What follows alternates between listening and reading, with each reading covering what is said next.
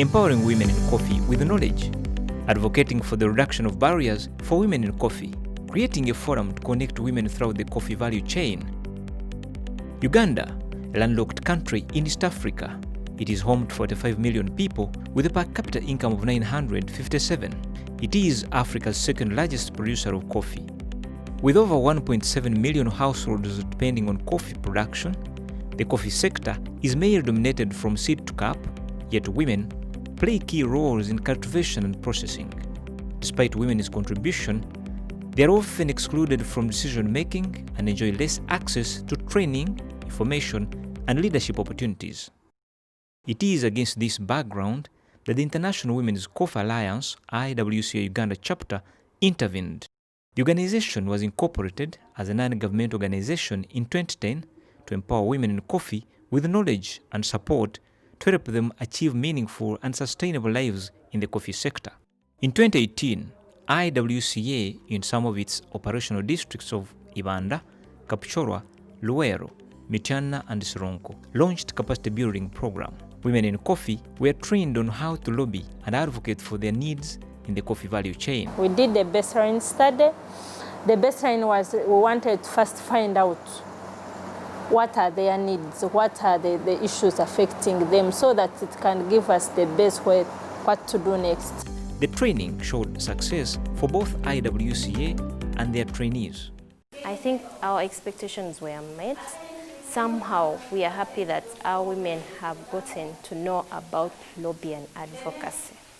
As a farmer and someone who has been trained today, I appreciate the organization of IWCA for the delegation that they've sent to us that has really done some good work in training us as advocates. We have learned that we as farmers can advocate, so I thank them so much. During the training, women in coffee identified 5 main challenges that had kept them at the lower ladder of the coffee value chain: inability to own, hire, or control land, lack of trainings, information, and dependence to access credit facilities, limited coffee ownership, inability to access better markets, and delay to receive their payments, underrepresentation in leadership and decision-making roles.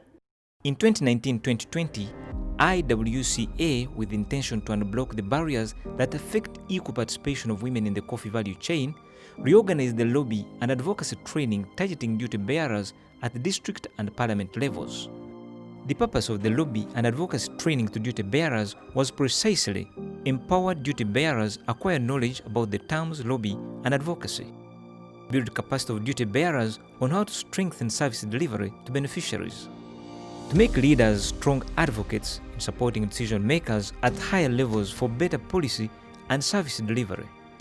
The training acted as a platform for advocacy champions to present position papers to duty bearers, highlighting issues affecting women in coffee production in each district. Previously, as an individual, I was not seeing any importance of approaching our leaders, but during this training, we had an opportunity of presenting our issues to our leaders who are with us, and that is the CDO. We had LCU3 chairman, we had the secretary for production, and I was so excited. This is Kanyiginya Guest House in Uganda Municipality. Here, local leaders were excited about the knowledge they acquired from IWCA trainings. Josephat Tumusimi is a probations officer in Uganda Municipality. We have seen very many people around Uganda Municipality trying to engage themselves in coffee planting, in coffee processing, buying and selling. But I've never seen such a kind of an NGO coming on board, trying to encourage women to get involved in coffee. So I'm very happy for that. He committed himself to engage the municipal council to look into the issues affecting women. Like we have learned, we are now going to engage them in our planning. Before, this one was not in our work plan. So we are now going to let it fixed in our work plans to make sure communities are sensitized about coffee in regard to women. For Kumugisha, it was another big lesson. We are going to go on radio stations. We sensitize both men and women that they are supposed to handle family business as a family. We are also going to do community sensitization through our area agriculture officers at sub-county levels and town councils to always encourage women and target women to participate because they are the people who do most of the farming work. At Kalagala Sub-County in Luweero District, IWCA duty bearers lobby and advocacy training comprised of the sub-county chief, the secretary of finance, women councillor, and the LOC1 chairperson of Kalagala Main, where the training took place. Leaders committed themselves to sensitize men who are the custodians of land to give women liberty on family land. Nga nkozesa ofisi yange mbadde ngenda kukwatagana ne Gombolola Kiifu. Nkwatagane ne Chairman Sifiri. Tusobole okudda ku ground okusomesa abaami. Tubasomese bongo obuvunaanyizibwa bwabwe n'okuwa abakyala eddembe bali bawadde batya. In Kapchorwa district, the home of CIP4s, duty bearers were groomed to become advocates of their beneficiaries to facilitate change in communities. They pledged full support to empower women in coffee. I've learned that women really needed empowerment. Like the issues, they have presented several issues. They have talked about the poor road network, which I've realized it may be a public issue, but we believe we shall keep on requesting for any other support from the whole local government to support them on improving the road infrastructure. In the training, duty bearers received and signed position papers bearing challenges and possible solutions from women in coffee. On 9th July, after closed 4 months of the lockdown due to COVID-19 pandemic, IWCA Uganda Chapter organized a high-level workshop at Moza Courts in Kampala. Uganda members of parliament, representatives from UN Women Uganda, media organizations participated. The workshop targeted these high-end duty bearers with an intention to explore durable solutions on how ably they can work together to achieve gender equity in the coffee value chain. IWCA identified 4 key issues for the discussion: increasing women's participation in training programs, improving women's access to credit and assets, supporting joint decision-making and ownership of income and resources at the household level, achieving greater gender balance in leadership positions. By the end of the high-level workshop, all stakeholders had resolved to use their positions in the best way possible to unblock all barriers for equal participation of women in the coffee industry.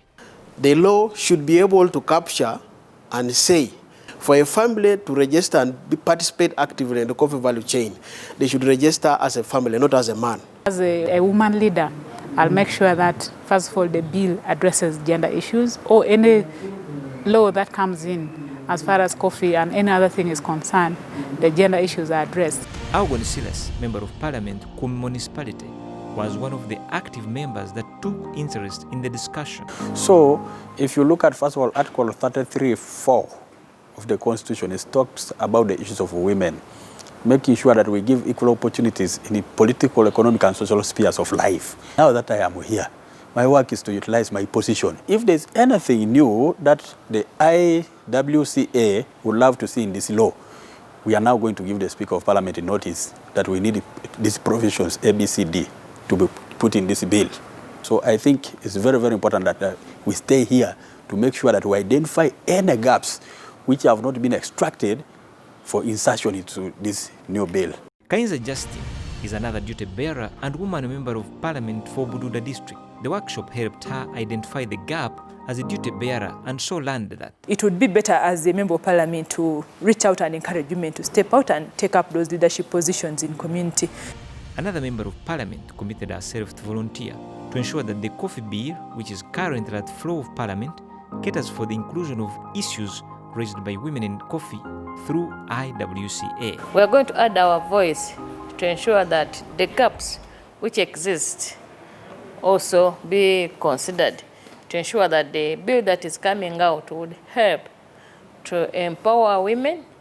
And if women are empowered, the production will be high and the quality production with the women be assured of quality and they shall catch the international markets. The training and engagement of duty bearers was a motivating factor in achieving IWCA mission to empower women to gainfully participate in the coffee sector. We have been given an opportunity to go through the coffee bill to see if our issues have actually been included. If not, to put our request for our issues. And we have done that. We have submitted our document.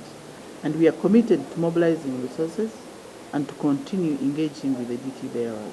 I would like to appreciate Rainforest for supporting and believing in IWCA. Without them, we wouldn't have been able to reach out to women. Undoubtedly, IWCA is indeed an organization dedicated to explore avenues that will transform women in coffee for improved livelihoods.